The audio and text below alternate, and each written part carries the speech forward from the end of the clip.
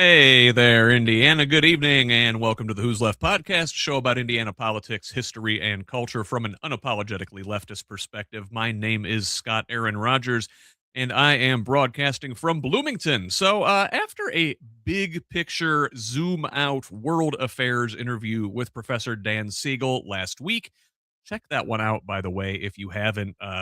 Great interview, if I do say so myself. We are back to the nitty gritty of Indiana electoral politics this week. Tonight's guest is Tyler Bridges, candidate for Indiana State House District 11, located in Northwest Indiana. 219, what's up? Tyler is a young father and a teacher with a goal to push for workers, unions, education, and affordability at the State House. Tonight, we're going to learn about him, his district, why he decided to run for office, and his top 3 platform proposals. But before we welcome Tyler to the show, real quick, this is an independent media project. We don't paywall content. We don't have advertisers. We certainly don't have billionaire benefactors. Only individuals like you keep this thing going. It is a foundational principle of Who's Left and the larger Progressive Indiana network that we refuse to hide valuable information behind paywalls in the middle of a political crisis, which, if you haven't looked outside your window, we are in. So please, if you find value in this work, go to progressiveindiana.net and subscribe at the paid level. It's only $5 a month or $50 a year to help us build the infrastructure that will pop the right-wing media bubble in this strait. And if a paid subscription isn't in the cards for you right now, that's okay. We still have a free option available. Like I said, no paywalls. And you can still help out by liking and sharing on social media, commenting, leaving reviews, providing feedback, and forwarding articles to your people. You get us when you can. Mostly, we just want you here in this community of Hoosiers dedicated to making this state and its government work for all of us, not just the elite few. Please join us. You can follow me on Blue Sky, Instagram, and Threads at who'sleft.us and on Facebook, TikTok, and YouTube at Who's Left. That's HOOS Left. Progressive Indiana Network's handle is the full spelled out name on most sites, but on Blue Sky and TikTok, where you don't get that many characters, it's PIN Indiana. Please help us grow with a follow wherever you're at. Tell the others. Let's build a radically democratic Indiana together. And now let's welcome our guest this evening. There is Tyler Bridges. Tyler, welcome. Hi, thank you for having me. Appreciate it. I really enjoy having you here tonight. So glad to have you with us on the pod, and excited to hear all about you and your campaign. I am from the Northwest Indiana area originally, Michigan City, which is a little bit removed from where you're at, but I spent a couple years in Lake County, so I'm familiar with the area. I have a fondness for it. I'm interested to hear what's going on up there. It's been a while since I've lived there. Yes. I'm sure things have changed.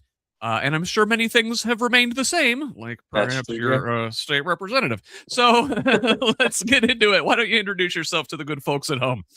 Hi. Thank you. I'm a proud Hoosier from the region. But my name's Tyler Bridges. I'm running for Indiana State House District 11. That includes the towns of Cedar Lake, Lowell, Hebron, Wheatfield, DeMott, Rose Lawn, Shelby, Schneider, Morocco, and some other little areas around there. So yeah. Well, very good. So I like to do a little part of the show when we open up called the Easy Dubs, right? The Easy W's of journalism: the who, what, when, where, why. So hey. Yeah. There's the who, that's you. Yeah. And obviously the when is now 2026. It's election season. We got a primary here in a few weeks. Now, I don't believe you have a primary opponent, but no, I do not. No. But you do have an entrenched incumbent you're going to have to deal with come November, and maybe we'll talk about him in a little bit. But continuing on our Easy W's theme, the who, the when, the where is Northwest Indiana there, and that district you described. Now, as somebody who spent some time in the region, it is like Lake County is 2 different areas. You have your area, you're north of US 30, that is the core of the region proper, right? Yes. Where it is just like pavement as far as the eye can see. The towns really all run into one another. There is no space between them. You cross the street, you're in Dyer or Cherville or Griffith or Hammond or Munster, and Yeah. you're familiar with the lay of the land. You don't know where you're at. Well, I like to say, north of 30, you're basically in Chicago. South of 30, you're in Alabama. Yes, sir.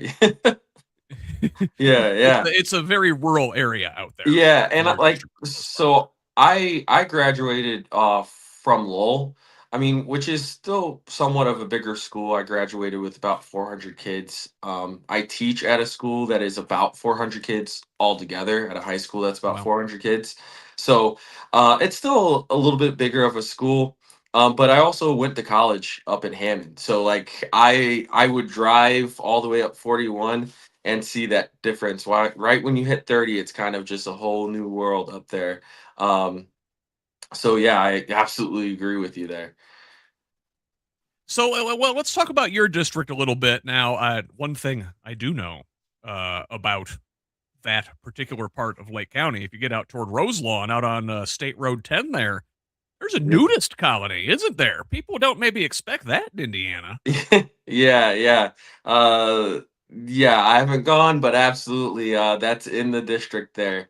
Um, I don't know if that might be Jasper County over there. But yeah, absolutely. It's in the district. The district itself covers about like four counties. So you got Lake, Porter, Jasper, and Newton County. Obviously, the southern parts of Lake County, the southern parts of Porter County, and then the northern parts of the other two. Very rural, very agricultural based, a lot of farmers, a lot of talking that you have to do with farmers and focus on them. The current rep, he's the chair for the agricultural um, group out in Indy. So it's a big agricultural community. Well, very good. So, Yeah. I guess Tyler, you're a relatively young guy. We were talking a little bit before we got started here tonight, and I think you said you're 28. Yeah, A lot of I am. folks Yes. are not thinking about running for political office when they're 28. Mhm. So what spurred you to jump into this thing? Yeah, so kind of something I skipped over at the beginning there. So yeah, I'm 28 years old. I'm also a father. So I have a 4-year old. And that's kind of like he's the reason why I wanted to run. Uh, I see in Indiana that's not going in the right direction. I love my state. There might be a bunch of problems wrong with it. I've been told to leave the state a bunch of times by people that don't agree with me, and I'm like, no, I'm not leaving. I love being a Hoosier.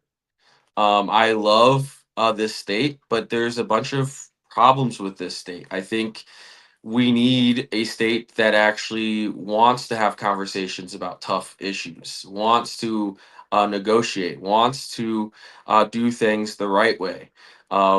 We, for example, in Northwest Indiana, the electric bills are extremely high because of NIPSCO. And our representatives aren't focusing on the affordability and different things like that. Um, my son's education is going to be extremely important to me. Uh, I want to make sure that he gets the best public education. And that's not going to happen in Indiana because a lot of our money is going towards those private schools. I'm not hating on private schools, just maybe don't get my tax money. That kind of stuff. I'm also, when he grows up, I'm a union man. I love my unions. I come from a union family. When he grows up, I want to make sure that he's protected as a worker. And I want other people's kids and other people's families to be protected and be able to afford living here. I get a lot of well, why are a bunch of people leaving Illinois? Illinois is terribly ran, blah, blah, blah, blah, blah. I'm like, well, you know what? You move here and then you still have to go work in Illinois, right? Um, so obviously, the state needs some fixing and needs some things that we have to discuss. My representative now, Mike Aylesworth, who's 82. Uh, I have never met him until I started running. He's not really much. He's not out in the community much, And I don't think that's how representatives should be. You have to be out in the community. So like I've been promising people, hey, if I'm elected, I'm going to be out there as much as possible. Maybe not every month, but I'm going to allow you to yell at me if you don't like something that I did. Right now, our current representative is not doing that. So I wanted more of a accountability as well. That's why I've kind of, got in this thing. I'm like, no one's ran against this guy really in 8 years. 6 years ago, a candidate ran, but only got about $100 donated to them. So it Oh, really wow. wasn't a actual campaign. So at the end of the day, it's like, well, we need to have democratic voices on the ballot. It's too much one side saying what they can say, and then we're not hearing the other side. And that's a big problem to me.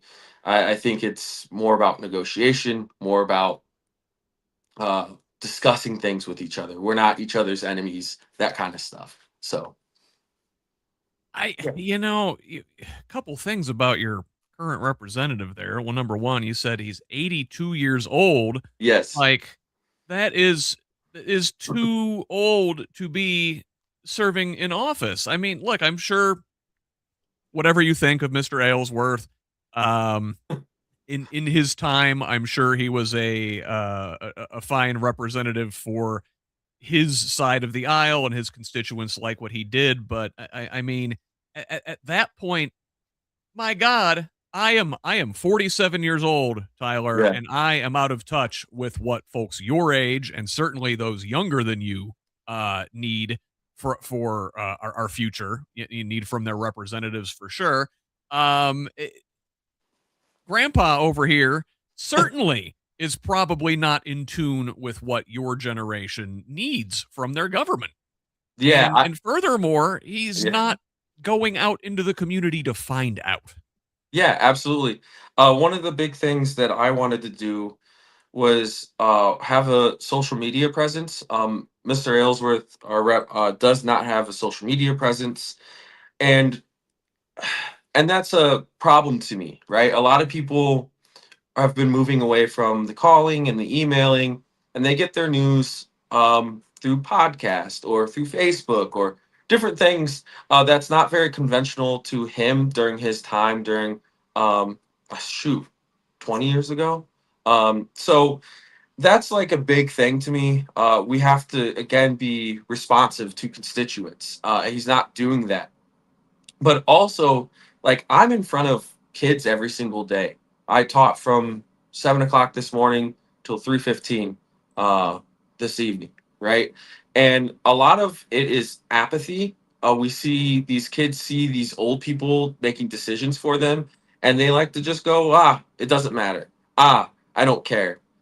They're not listening to me anyways. And when your representative is not out there because he's an older gentleman that doesn't think you have to consistently be on top of things and respond and be responsive, um, you start to get the younger people that we're going to have to rely on coming, especially for Democrats, who we're going to have to rely on going, it doesn't matter.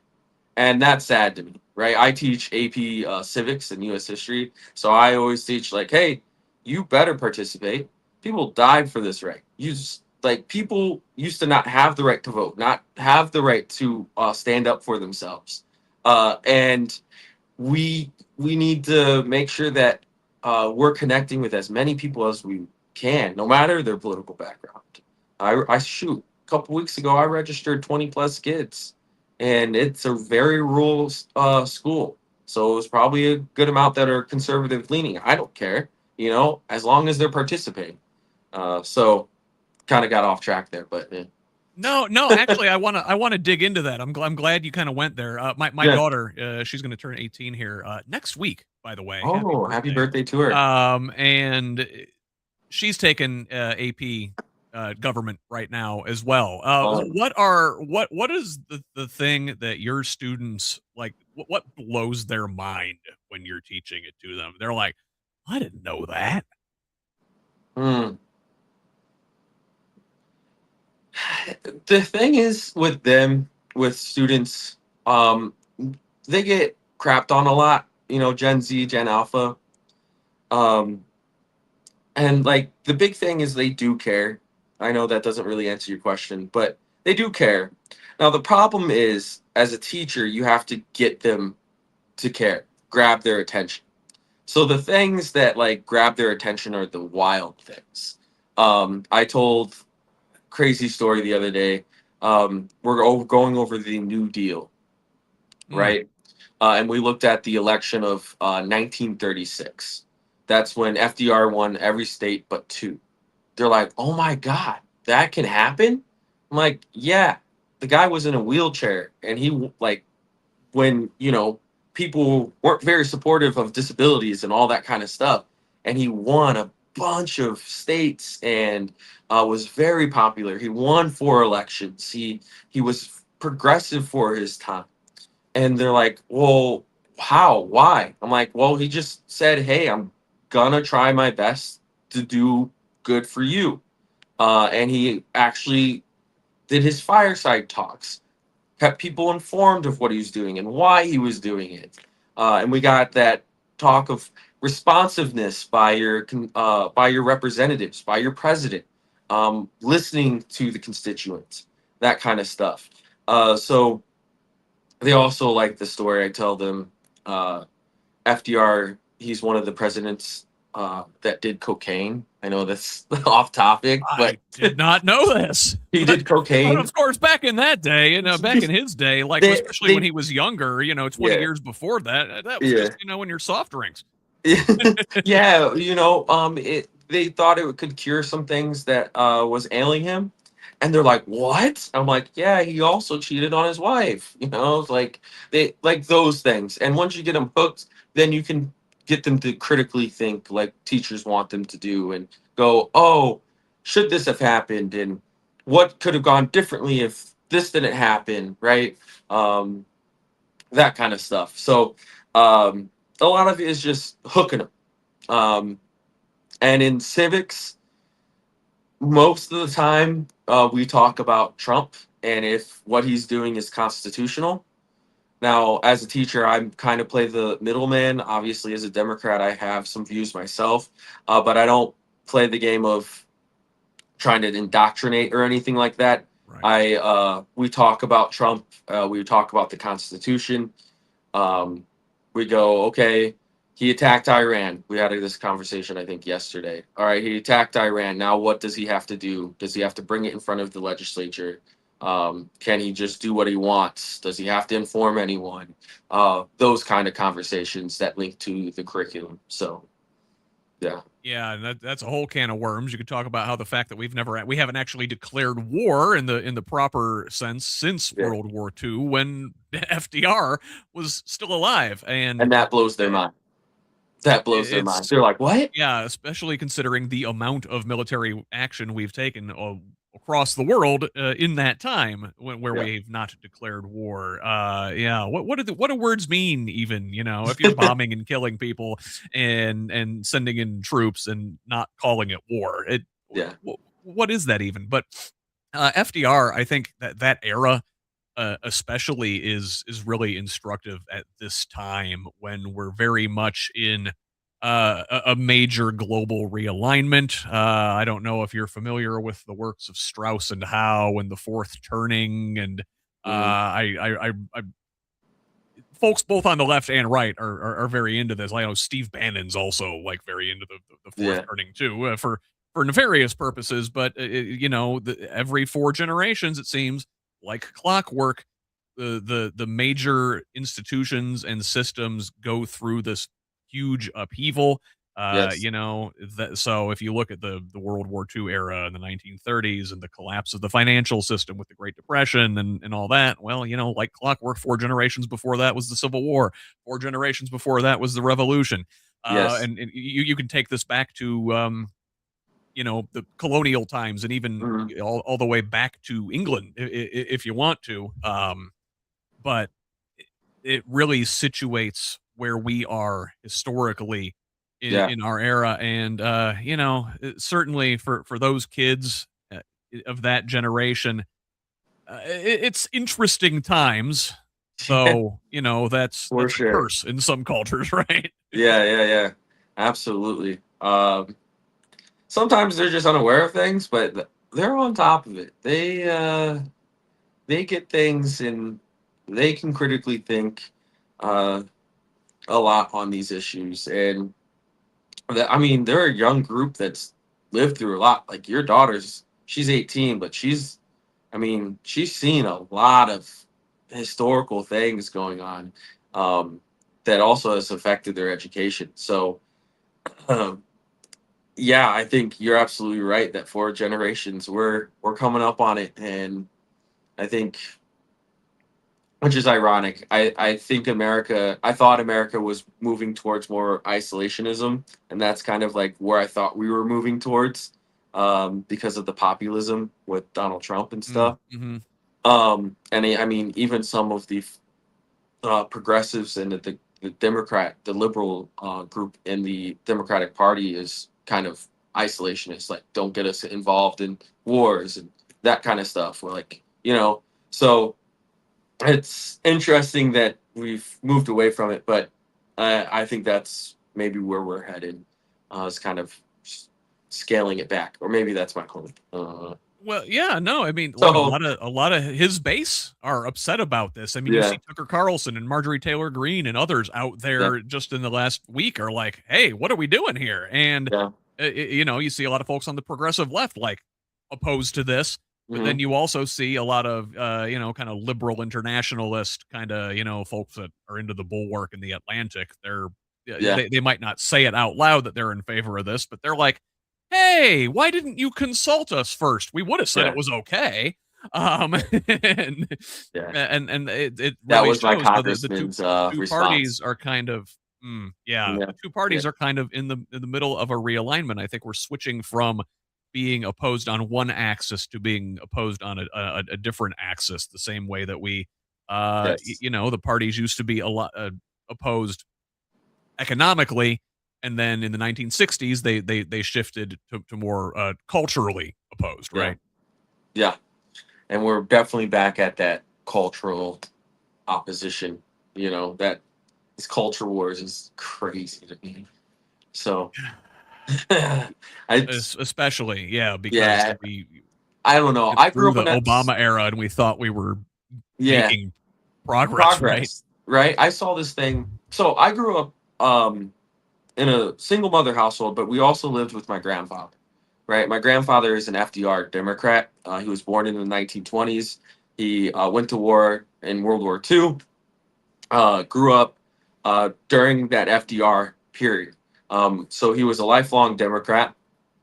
And then I grew up during Obama's time. So like, what I learned was like, hey, we're not all bad. Like my grandfather had a bunch of like his brothers and his friends were Republicans, and it wasn't like we were so far apart socially, like on social issues, that like you're like, oh well, you don't respect human beings. I can't really hang out with you because you can't respect a human being's identity or different things like that. Um, so it's just crazy to me that we're just like we could be here, but we're just not even on the screen. We're so far apart. It feels like when we actually have so much in common. So we just got to get back here, like being able to discuss things and have civil conversations and actually compromise. Be like, oh, I get where you're coming from. So I was having a conversation with someone last night, and we were sort of talking about these things, like and it is my contention that the reason the culture war garbage works is because folks' economic needs aren't being met. We've given so much. We've let the wealthy and the oligarchs take mhm, so much wealth from the working people over the last 40 to 50 years that people are hurting. And when you're hurting, a lot of times you look for someone to blame. And yeah, Republicans, especially these Trump Republicans, are right there to tell you who is responsible for your station in life. Now they won't tell you the truth. They're going to blame the immigrants and black folks and queer folks and the trans community for the reason that you're broke and your family doesn't have anything and your health care is expensive and your NIPSCO bill is through the roof. When really it's their donors that are the problem. yeah. People trying to make profits over people, which is what Indiana does. I mean, look at with data centers. We're just trying to make huge profits and that kind of stuff, and we're not thinking about communities and people and different things like that. Um, and then historically, me and my kids, what November last year, we went over the Gilded Age, and they're like, they kept on bringing up present day stuff. I'm like, nativism sounds familiar, right? Like it. We can see ideas of nativism and different things in today's society, and the wealthier you're getting wealthier, and in reality, a middle class Republican and a middle class Democrat are both getting screwed over by the rich and wealthy in this country. So They say history yeah. doesn't repeat itself, but it Oh, rhymes. Well, I think yeah. right now we're in a moment like where like a really bad rapper rhymes the word with the same word, and I think that's kind Mm. of where we're at Yeah, right yeah, now. yeah, So absolutely. I want to talk about your three things, right? We talked Yeah, about who, what, when, where, and the why. I want to talk about like how you're going to talk to folks and get them excited to come out for you, and what your platform is, and how you're going to get that turnout here in November. So, like, what are the things? And I assume generally that your three things kind of line up with the concerns from folks that you're hearing in your community. So yeah, let's dig into those a little bit, and talk about your major policy planks. So I think you said up at the top you're a big education guy as a teacher. yes, One would expect, and you're also a big supporter of organized labor. yes, Also, a place where the Venn diagram overlaps there. yeah, yeah. The big thing that obviously I'm sure you've talked to a bunch of candidates is, and I know it's the word of 2026, but affordability. It's hurt Indiana, I think, a lot more than people realize. I saw a report the other day that our job growth is like 49th in the country. That kind of Wow. stuff. Like our economy, they're going to be like, oh, we have a surplus, we have a surplus, we're doing fine. But in reality, like Hoosiers and their families are feeling squeezed every day. And like you don't want to go into that doom and gloom. Okay. But in reality, if Republicans in Indiana cared that your groceries were going up, that your utility prices are going up, that your rent's going up, your mortgage is going up, um, that things seem more out of reach than they usually are or used to be, they could fix those with no Democrats showing up down in Indianapolis. They have a supermajority. They would have quorum with no Democrats. If they really wanted to fix the issues facing Hoosiers like me and you, they would do it. And that's kind of the thing that I tell people when I talk to them. I go, there's no discussion happening. They're like these guys think they're so safe and that they don't have to come and talk to you and that your issues aren't real. That they aren't putting forth legislation that actually is going to help you. For God's sakes, a special session was called for redistricting and not for prices of groceries or the utility price hikes. My utility bill this year was, or sorry, this month was $300. The delivery Hmm. fee alone was 100. I'm like, how does that even make sense?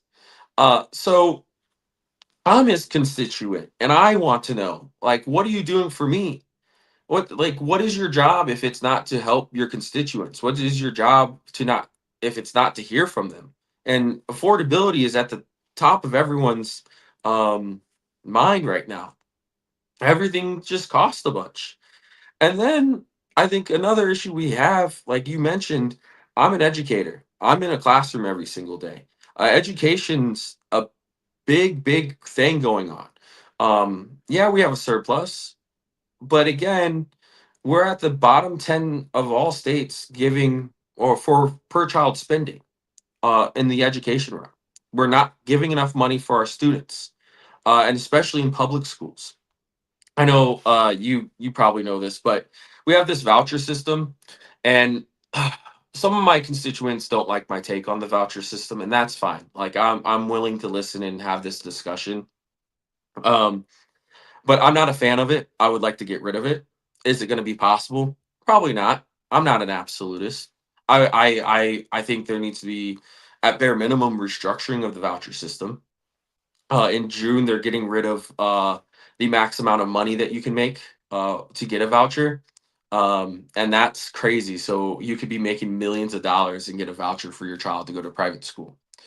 They told us, they told us that these vouchers were for low income families, for these people in that can't afford their child to go to a private school. And private school can benefit some students. They need a change of environment, different things like that. Um, I'm not like stupid when it comes to that. I'm not. I know I'm biased. I'm a public school teacher, but in reality, 70% of the people that show up or get the voucher, sorry, 70% of the people that get the voucher, the students, the families, they never step foot in a public school. So you're just reimbursing those families that are already going to private schools. And 50% of the people getting a voucher, they, um, 50% of them make over $100,000. That's well above the average income of a Hoosier household, right? Or a Hoosier in general. So, and the average is 103,000. So it's not really benefiting those lower income families. And we're not putting enough money into those public schools. Now, why do I care? What's the point? Why do I bring this up? Well, education is the great equalizer. That's the thing about education. I fundamentally believe Indiana would be in a better place. We rank at the bottom of so many different things, and everyone's like, "Oh, it's cheap." Okay, yeah, great, but like we don't want to be dumb. Like we need to be, and I'm not saying we are dumb. I'm just saying education leads to a greater future. Education, if we get ahead of the game, we can lead the country instead of following. We're like, I don't think our state needs to be followers. I think Hoosiers are natural leaders. In education, if we put our money um, in public schools and modernizing it and maybe putting in track systems and different things, we could actually push forward and be a leader in this country. And I think that's important as well as a proud Hoosier. And then lastly, workers' rights. So I actually work in Illinois. And that's something that I tell people all the time. I go, I work in Illinois. Why do you think I work in Illinois? Well, as a teacher, I could go on strike. I'm part of a union. I actually could go on strike in Illinois if I don't like the negotiations that are going on. In Indiana, teachers really have no right to go on strike. I mean, they could, but their ability is very, very low. I also get my pension doesn't get taxed in Illinois. Um, I get paid more in Illinois. Um, I get better benefits, better health care from my job in Illinois. And why is that? Well, Illinois is a workers' rights state. Illinois backs its unions. Illinois backs its workers. Indiana is a blue collar state. Indiana is a state that is proud of the hard work that it does. That like I know that, and to go well, let's back these corporations instead of these workers, the regular day Hoosiers, is bullcrap to me. Um, there's not enough fair pay. We're still at the minimum wage of 7.25. We, you know, like we need to bump that up. We also don't have a lot of job security again because the limited ability to unionize, to have that negotiation um, and stronger protections in that way. We also don't mandate sick leave or paid family leave, Hmm. right? And like that's crazy to me in 2026. And everyone's like, "Oh, keep that over in Illinois." I'm like, most of you work in Illinois for a reason, and I keep on saying that. It is, and don't get me wrong, Illinois is also a terribly ran state. I like most people that live there don't like living in Illinois. So like don't be like, "Oh, I want to make it like Illinois." I'm just saying like at least the workers benefits part, the part where like unions are strong and the workers get their pay and their benefits, that's something we should model after. Because Hoosier workers deserve those things. And if you say you don't, hate to break it to you, you might be a scab, and that's Yeah. so. And out front of my house is just like I have a sign that says "Don't be a scab." It's protect workers, be that person that stands up um, for the everyday man. You know what I mean? So those are my three big things that I bring up, especially in my speeches, though. So hopefully that answers it. Well, and they're all related, right? Yeah, yeah, Because if you go, you bet the affordability crisis and the privatization of our schools, right? That mean yeah, that's our Republican legislatures working for their donors. They're working for the utility companies who own them. I bet if you look at your opponent, the incumbent, he's probably taking money from NIPSCO or their yeah, parent company, NiSource, or the utilities uh industrial lobby. They all yeah, pool their funds together and obscure the source of the funding and yeah. everything else, right? And then you also have the private school lobby, the charter lobby, the religious schools certainly Mhm. have their own want to get the a piece of the public pie, which you can talk about the constitutionality of all that, but even just Yeah, from an educational quality standpoint, they're not necessarily meeting the standards that we would like our students to meet, just in terms of performance. And you see it in our test scores, you see it in our educational rankings relative to other states who are doing things better.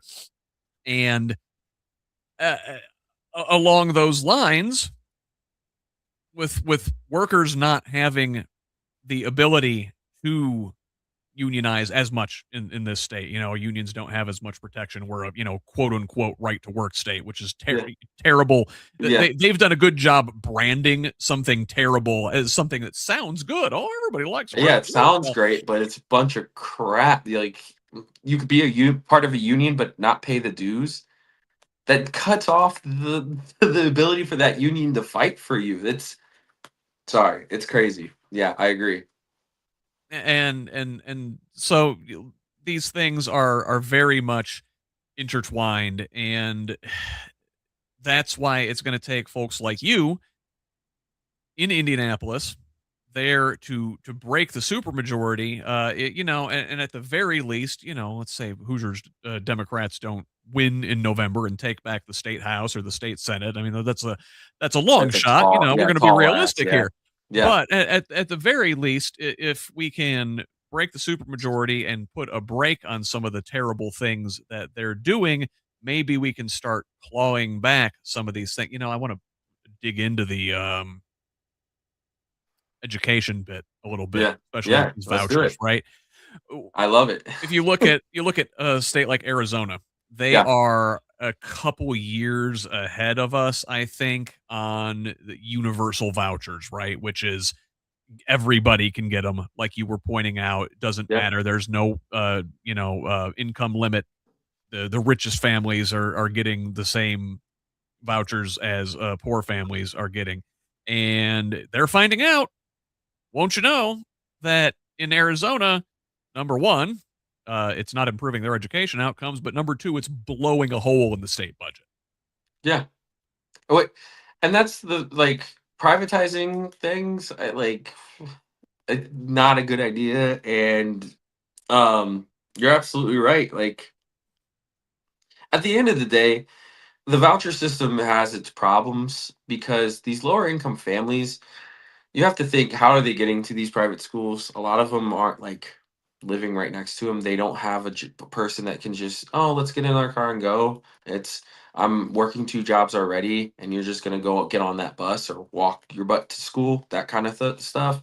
So it's, again, it doesn't actually benefit those lower income families. And I'm sure if I looked at the data at Arizona, that's what it's probably going to show. And it's just also getting rid of their um, economic status there as well. And in rural districts Yeah. like yours Yeah. and rural Yeah. communities, that the school choice that they tout, it's not there. Yeah. These for-profit charter schools that are out there to make money, they're not Yes. serving rural communities. There's not the population density. There's not the number of students to serve where you Hmm. can turn a profit if you're serving small groups. So they only open in the big cities. Well, that leaves communities like yours high and dry. They're taking Yeah. funding that could go to rural schools, that could go to strengthen rural schools. They're closing rural schools. They're Yeah. consolidating those districts. They're making the kids in your area get on a bus and ride for an hour to the middle of the county, and giving that money to wealthy folks in the suburbs to send their kids to private school. Absolutely. And another thing that we have to bring up, one of my constituents brought it up about 2 weeks ago, or people I was talking to, and they were saying, well, they can deny whoever they want, really. It's a private school. I go, yeah. They go, they're not accepting kids with IEPs. They're not accepting kids with 504s. They don't have to hire a special education teacher because they can deny all they want for those kids. And again, then those kids get lesser funding in the public schools where they absolutely need special education and the tools, um, to make sure that they can be in a gen ed classroom or different things like that. So there's all sorts of different things that are problems with, like you said.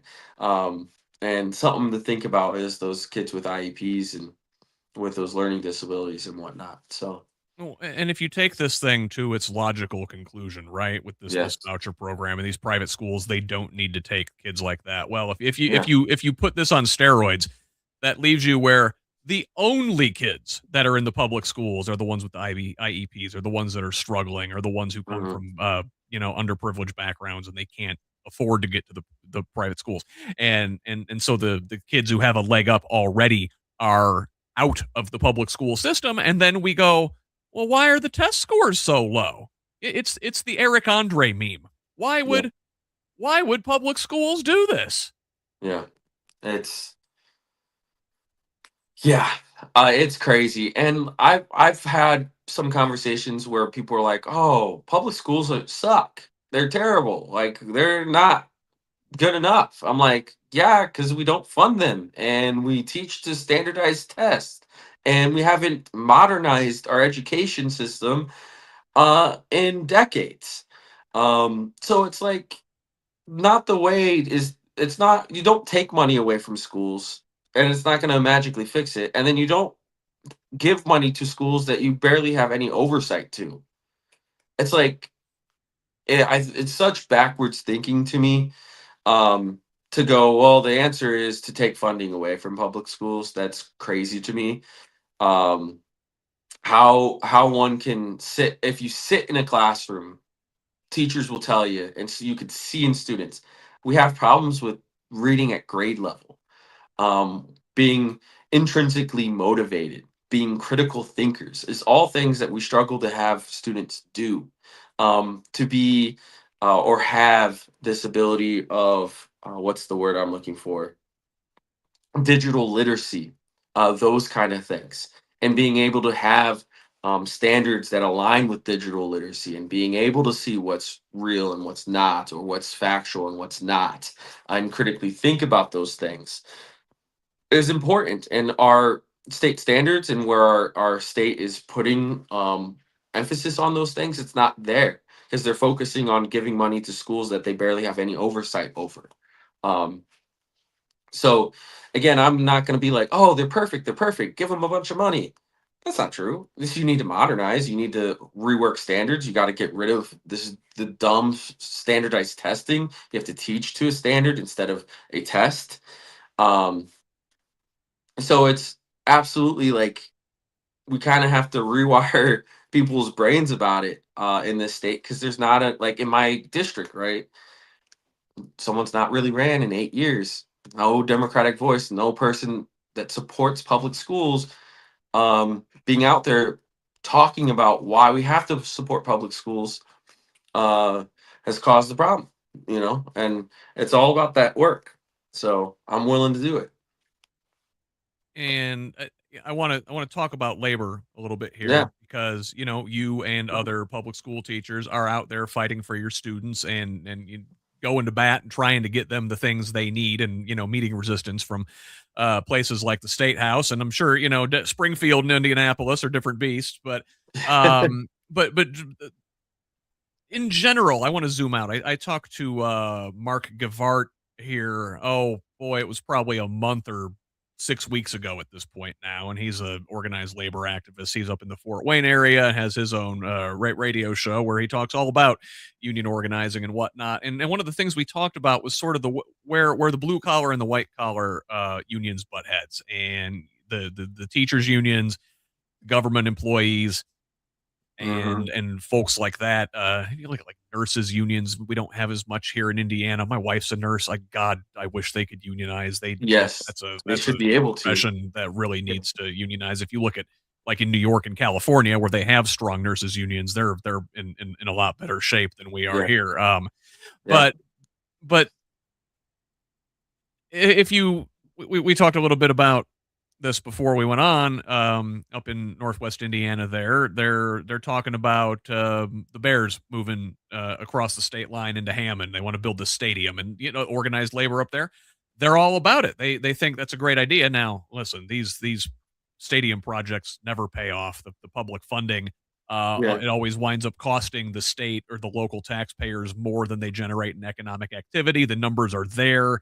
You can debate how much civic pride is worth, but if you just look at it Mhm. cynically and financially, they're not worth it. But the unions want the jobs, Yeah. and I get that. But in the long term, once that stadium's built, that's not going to be union jobs in there working Mhm. selling the No. popcorn, selling the merch, working the parking attendants and stuff. So it's a very short term thinking, and a lot of those rank and file blue collar union guys, they vote Republican, and I'm trying to figure out why. I- So, it's great question, right? Because most of your like union presidents and union leadership, they'll push the Democrats are for unions, that kind of stuff. And in Sean the Fain's going to town, be here in Indianapolis soon, I yeah, believe. yeah, UAW, yeah. yeah, and like I have a UAW sign outside. It's the scab sign that I was talking about. Um, anyways, but I think a lot of it has to come down to the idea of culture. Again, comes down to culture wars. So, on one side of my family, there are a bunch of UAW workers. My grandfather retired from the UAW. My uncles worked at the UAW, at the Ford plant over in Illinois, and they're Republicans. Now, again, I think it doesn't have to per se like, oh, who supports by union, it because again, like you said, we're all kind of economically getting screwed, and it's been such a stalemate there. It's more of the culture war kind of stuff. um Democrats have had some missteps in culturally. We're like, oh, we're safe to be progressive, and in some instances we've had some messaging wrong, stuff like that. um and I think a lot of that has to do, with it. But going back to in my town, we have a Labor Day parade. I live in Lowell, Indiana. It's one of the longest running parades in the state. It's a Labor Day parade. And the funniest thing is, Republicans walk in it every single year. And one year, I just went, "Aren't you against unions? Aren't you against like the idea of unions and whatnot?" And they're like, "Yeah." I'm like, "So why, like, Why what's are you here? why are you here?" "Oh, it's the local parade, we're, I'm just like, that doesn't make sense. And then they told me that they're part of a union. I was just like, that's even more mind boggling to me that you're benefiting, probably not even paying your union dues in some cases, especially if you're just admit to me that you don't like the union, and benefiting off of the protections that the union gives. It's just, I don't think people realize how much unions have benefited Americans in general, and like given us the 40-hour work week, and that nice private healthcare insurance that you have doesn't happen without unions, and like all that kind of stuff is just, it's just, oh, it already happened. No, we don't have to worry about it. They're not going to take that away from me, you know? So I think a lot of that stuff has to do with why some of our union friends are Republican there. So I guess, with little time we got here, Yeah. you're an educator. Tell us, educate us, or how would you educate people you're talking to, connect these dots that our Republican legislators are working for the bosses, they're working for the utilities, they're working for the school privatizers, they're working for the folks who are picking our pockets. um how do we develop that class solidarity between the blue collar union workers, the white collar, the professionals, the teachers, the folks in the government unions and whatnot, and how do we realize that we're all on the same side here, and more so than it's red versus blue or right versus left, it's top versus bottom. Yeah. Um, I like the idea, and I absolutely agree that we have to realize that we're all in this together. My best friend's a Republican, and I respect the hell out of him. We disagree. This is what I bring up. I say we might disagree on a lot of stuff, right? But in most of our daily life, we're the same, right? Big sports fans. Um, we big Purdue fan, but we both went to Purdue. All sorts of different things that we have in similarities, and that's most of Americans, most Hoosiers. Now, I don't like the idea of quick fixes. I'm a person that can have some patience, and at the end of the day, we have a uphill battle as Democrats in this state. I don't like quick slogans. I don't really like using the phrase affordability. I don't like simplifying issues. I know we have to as politicians and people in politics, but in reality, as a whole, we're going to have to realize it takes infrastructure, it takes time, it takes actually having consistent people on the ballot every single year, having the option of a Democrat, and being out there and talking to people, going, "Hey, I'm not this crazy liberal. I'm actually, pretty reasonable, and tell them that actual crazy liberals aren't actually crazy liberals, that kind of stuff." But like, just going at it as one conversation at a time, and humanizing the issue, and making people realize it's like, one of the things is, I get brought up a lot is guns. I live in a district that is very pro gun, right? I lived in a house pro gun, right, as a Democrat. Me and some Democrats might disagree, but I'm like, okay, have your gun, right? I'll go shoot with you. I'll go to the shooting range with you, right? But we need to have responsible gun ownership and responsible laws about it. Now, what does that look like? And we have that conversation. It doesn't have to be like, oh, you're a gun snatching Democrat, or you're a gun loving Republican. Okay, whatever. Call me whatever you want. But here's the reality of this situation. Um, and I think coming at it is like, there's a reason people call you names. There's a reason people believe certain things, and just educating them and having that calm, cool, collected conversation. Now, that might be harder to do because people like to yell, people like to scream over you. Um, but it doesn't hurt trying, right? We have to be proud Democrats. I'm a proud Democrat. I know there's problems with the party.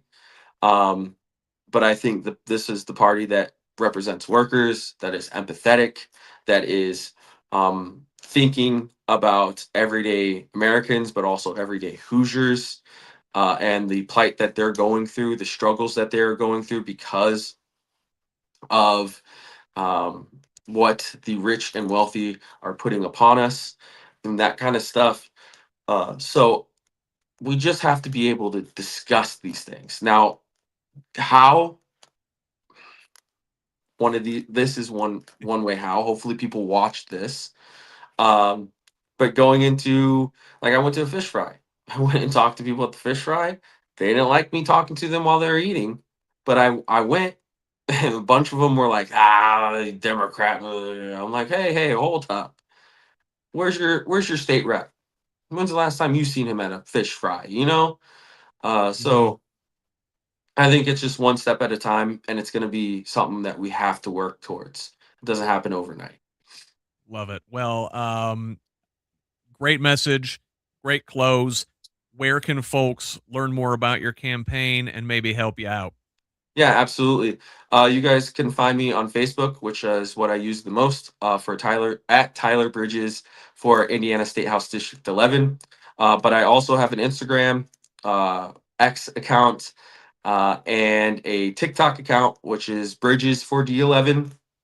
And then if you guys wanted to donate to my campaign, we're trying to get yard signs right now for the primary, just to get my name out there. You can donate at Act Blue, which is linked on all of my socials.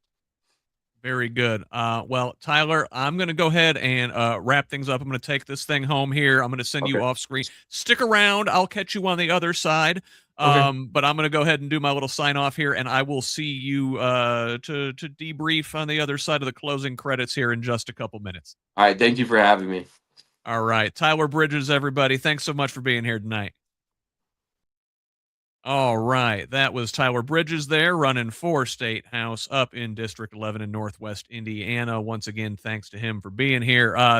Tomorrow, for those of you down here in my neck of the woods in South Central Indiana, I will be moderating a Bloomington DSA candidate forum at First United Church on the city's east side. That's at 6 p.m. local time. There will be candidates in House District 61 and the 9th Congressional District here. Hope to see you there. And of course, I will be back Sunday morning at 10:30 right here on this very channel for Who's Left This Week, Indiana's only Sunday morning political news show by and for progressives. My guests this Sunday are House District 47 candidate Michael Potter and 8th District congressional candidate Tabitha Ziegler. We're going to talk all about this week's news. Hopefully, less going on than last week, but somehow I doubt it. Thanks once again to Tyler for tonight's conversation, and thank you for joining us. One last reminder to please consider supporting Who's Left and the wider Progressive Indiana network with a paid subscription if you're able. This independent media project relies solely on the generosity of kind patrons like you to make this information available for free to everybody. Again, that's at progressiveindiana.net. We could also really use a follow on social media at Progressive Indiana Network on Facebook, Instagram, and Threads. Please subscribe to our YouTube channel at the same handle, and on Blue Sky and TikTok, we are at PIN Indiana. You can find me on most social media sites at Who's Left. That's HOOS Left. You can send me a DM, any of those, with feedback, tips, ideas, and concerns, or email me directly at scott@whosleft.us. Finally, please forward the show to a friend and have them pass it on too. Let's keep building this project and a truly democratic state, one conversation at a time. Until the next one, this has been the Who's Left podcast. I'm Scott Aaron Rogers. Love each other, Indiana.